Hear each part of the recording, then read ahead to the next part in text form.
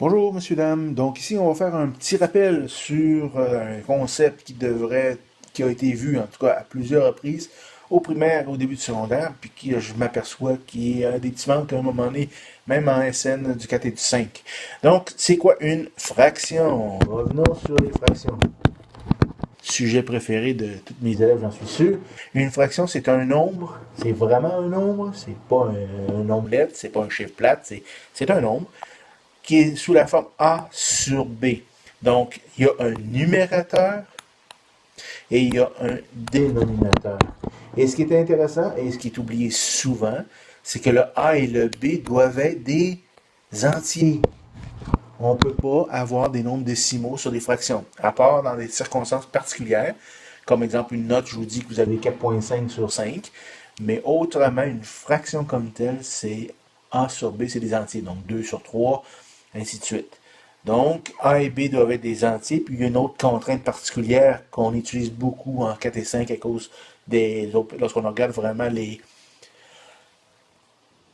fonctions rationnelles, voilà. Donc, c'est que le B doit être différent de 0. Donc, allons-y avec les opérations sur les fractions, une fois qu'on s'est fait un bref retour comme ça. Première opération, les deux premières opérations, c'est l'addition et la soustraction de fractions. C'est celle-là qu'on voit dans cette capsule-ci. Et on va la voir avec des exemples très rapidement, parce que c'est du connu, du réchauffé, mais bon, si vous voulez vous rappeler des tendres souvenirs, c'est la bonne capsule. Donc, allons-y avec un exemple. D'addition et de soustraction, c'est toujours la même chose pour les deux cas. Si j'ai 2 tiers voilà, 5 huitièmes, tiens, ça a l'air beau ça. Pour additionner les fractions, on ne peut pas faire tout simplement 2 plus 5, ça fait 7, puis 8 plus 3, ça fait... On ne peut pas faire ça. Il faut y aller avec ce qu'on appelle les dénominateurs communs.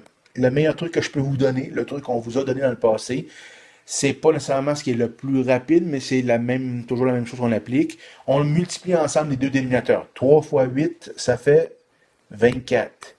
Et ensuite, qu'est-ce qu'on peut faire?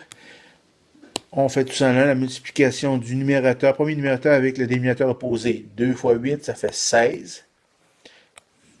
Et on fait ensuite l'autre numérateur, c'est-à-dire 5 fois 3, ça fait 15. Et on met l'opération qu'on avait entre les deux, c'est d'un pouce. Donc ici, on est rendu à avoir 15 plus 16 ou 16 plus 15. Ici, ça fait un petit calcul rapide, 31 sur 24. Dernière étape de toutes les opérations sur les fractions, c'est quoi? On vérifie si ça se simplifie. Si ça se simplifie, je dois le faire. Ici, ça ne se simplifie pas, pardon. Donc, on laisse comme ça. Un autre exemple, puis après ça, on passe à autre chose. Pour terminer la capsule, je devrais même dire. Si on a une soustraction, on a, supposons, manque d'idée, 7 tiers moins 4 cinquièmes. Donc, on va y aller de la même façon que tantôt. Dénominateur commun.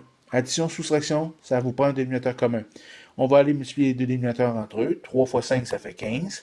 Et ensuite, on va faire le produit croisé, tout simplement. 7 fois 5, 35, moins 4 fois 3, 12. 35 moins 12, ça donne 23 sur 15. 23 sur 15, je vérifie toujours la dernière étape, est-ce que ça se simplifie? Dans ce cas-ci, ça ne se simplifie pas, donc j'ai terminé, c'est ma réponse. Et voilà pour l'addition et la soustraction de fractions.